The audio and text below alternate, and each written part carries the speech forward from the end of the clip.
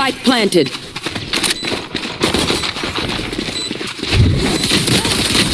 Bam.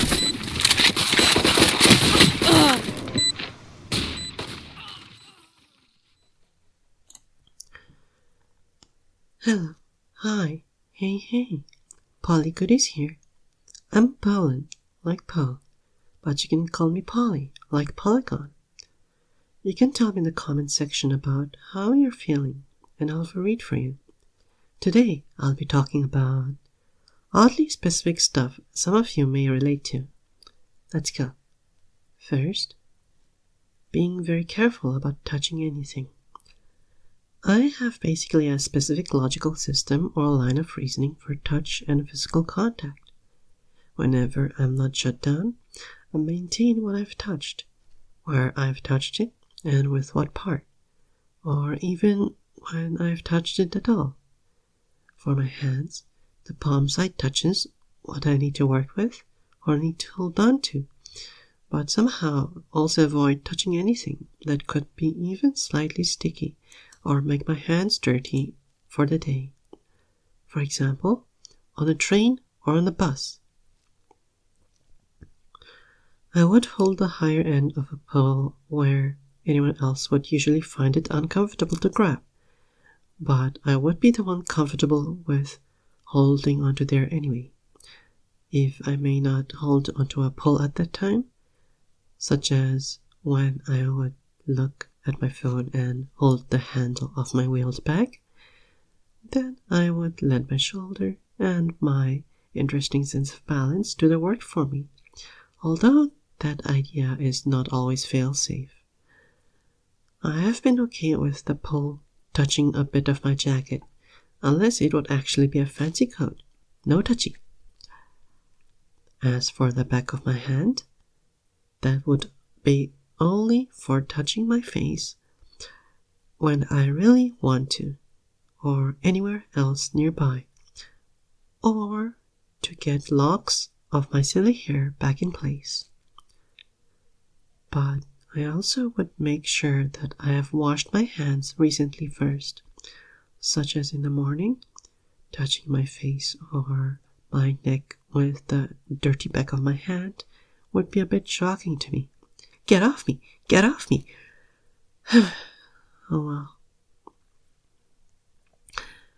Okay, how many of you have tried to warm up your feet before you go to sleep?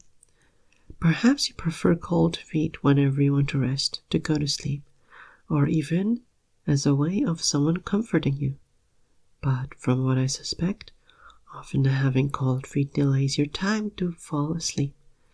There's this innate discomfort that we experience, but we tend to ignore it even though we should relax and warm up just right to fall asleep in the first place. Or is that just me? No way. No. The limbs are usually the coldest parts of a human body. The tips of those limbs would be even colder. So I have an idea that I have been using. Whenever I would have gone to bed, I would have a blanket all over me to get a bit cozy, and then another blanket over my feet to get them warmed up quickly. Finally, I can sleep in peace. Wait a minute. What is this rush of thoughts in my head? So, I actually nod my head more than I need to whenever I'm listening. Is it because I just want to look like I'm listening? Sorry, no. My case is not that awkward in this situation.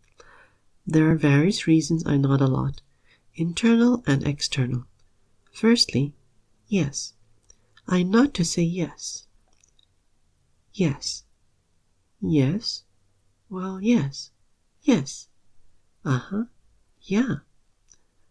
Another reason for me to nod is to maintain my own attention. Nodding is a kind of a stim for me, actually. Apparently, I should sit or stand still whenever I'm listening to someone. So regular nods would be a bit of relief and let me focus. The similar reason is that I would also nod just to remember. Yes, just remember the fact that I'm supposed to be listening to the one speaking. Also, definitely, I would nod to happily affirm someone speaking that I'm listening. I do not think it is complicated to me. It all goes back to nodding. I have to nod, and I would nod. Keep that head bobbing. Well, do I also nod and bob my head to music? Yes, of course. In case you didn't notice, I like to nod my head. Hear me out. Peppermint tea. After every meal or beverage. After I have a nice meal, or in a few cases a greasy meal, I would get some peppermint tea to wash it down, using the heat to melt the residue away and using the peppermint to cure any aftertaste or smell. The same goes for after drinking something thick or sugary, such as hot chocolate or a cup of mocha or even a glass of milk. The peppermint tea aroma also just helps me chill out and wake up from the gloominess in my mind. So many kinds of tea are excellent, but my go-to is just peppermint. Ooh, speaking of gloominess in my mind, when you close your eyes, does it look darker than usual whenever you feel gloomy?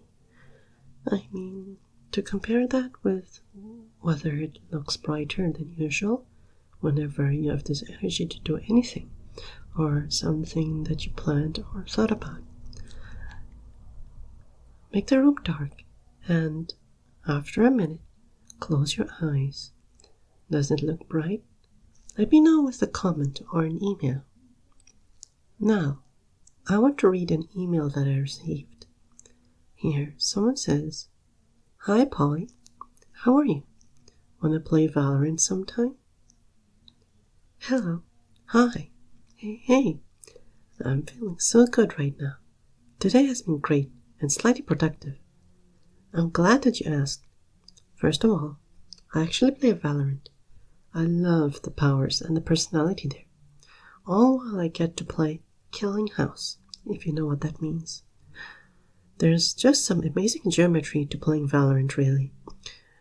Especially when you have to play smart. So, my answer is yes. Like, maybe, but yes, please. I'm assuming you wanted to party with me on Valorant, which would actually be so nice because I do not frequently get into any Valorant party to play with. My number one rule is basically not to worry about the competition. Let your ideas and creativity flow. Do not worry at all about what you cannot control, and take the opportunity to chill and relax whenever you're in a party with me. If we should play together in Valorant anytime soon, then I look forward to seeing your ideas at work. Or, well, to see you enjoy your time on Valorant with me. Thank you so much for reaching out to me. You are bright. So, that was the email. I'm so happy to have seen it, and I'd also be happy to see your emails to me as well. That or anything that you have to say in the comment section. I look forward to that. Thank you.